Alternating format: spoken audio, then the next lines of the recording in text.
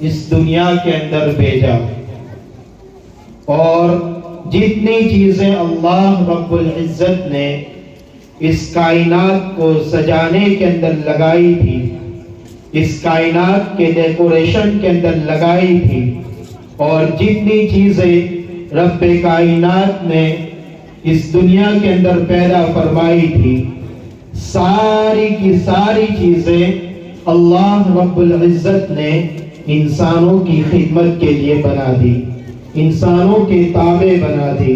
انسانوں کے لیے مسخر کر دی۔ کیوں کہ انسان کو اللہ رب العزت نے اشرف المخلوقات بنایا۔ وَلَقَدْ كَرَّمْنَا بَنِي آدَمَ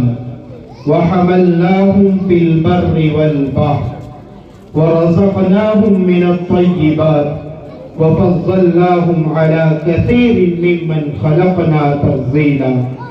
کہ اللہ رب العزت نے ابن آدم یعنی انسان کو عزت والا، کرامت والا بنا کر اس دنیا کے اندر پیدا کیا،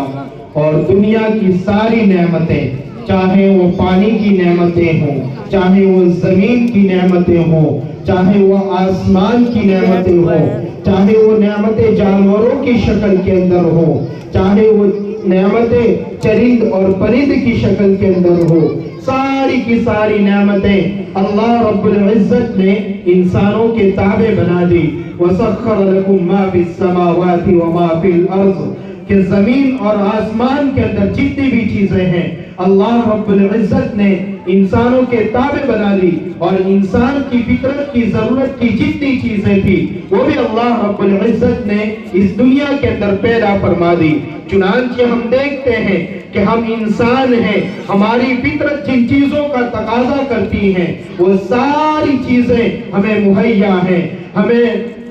ساری چیزیں آسانی کے ساتھ مل جاتی ہیں۔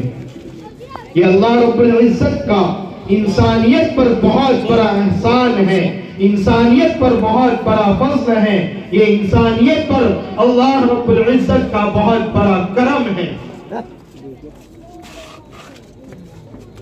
کہ اللہ رب العزت نے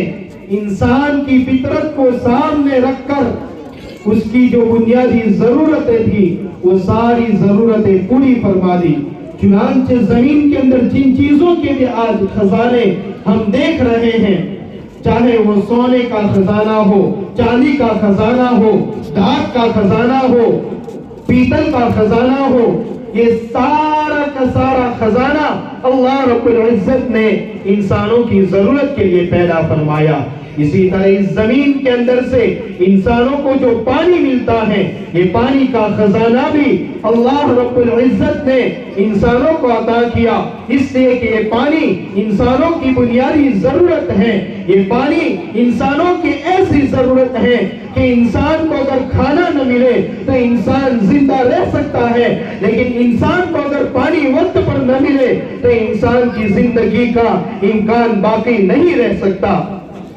اور یہ پانی اللہ رب العزت کی ایسی نعمت ہے، وَجَعَلْنَا كُلَّ شَيْءٍ مِّنَ الْحَيِّ کہ پانی کے ذریعے اللہ رب العزت نے تمام چیزوں کو حیات بخشی ہے، زندگی بخشی ہے۔ تو یہ سارا نظام اللہ رب العزت نے انسانوں کی ضرورتوں کو پورا کرنے کے لیے چلایا ہے، انسانوں کی فطرت کو سامنے رکھ کر بنایا ہے۔ تو انسانوں کی ذمہ داری بنتی ہے، انسانوں کی بہت بڑی ضرورت ہے کہ وہ اس رب کائنات کا، اس خالق کائنات کا شکریہ ادا کرے کہ اس خالق کائنات نے اس کو اس دنیا کے اندر بھیج کر اس کو تنہا تنہا نہیں چھوڑ دیا، بلکہ اس کی ضرورت کی تمام چیزیں اس کو عطا کی۔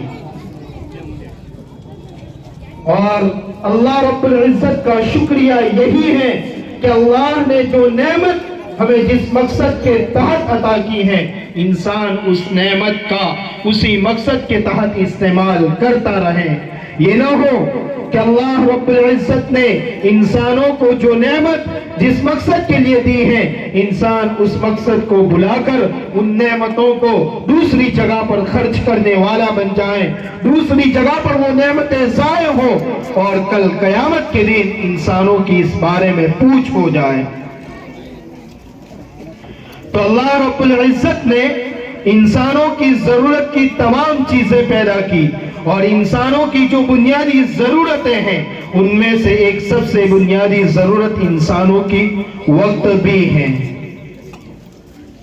اس لیے کہ انسان کے حالات بدلتے رہتے ہیں، یکساں اور ایک نہیں ہوتے۔ کبھی انسان بچہ ہوتا ہے، اس کے بچپنے کا زمانہ ہوتا ہے،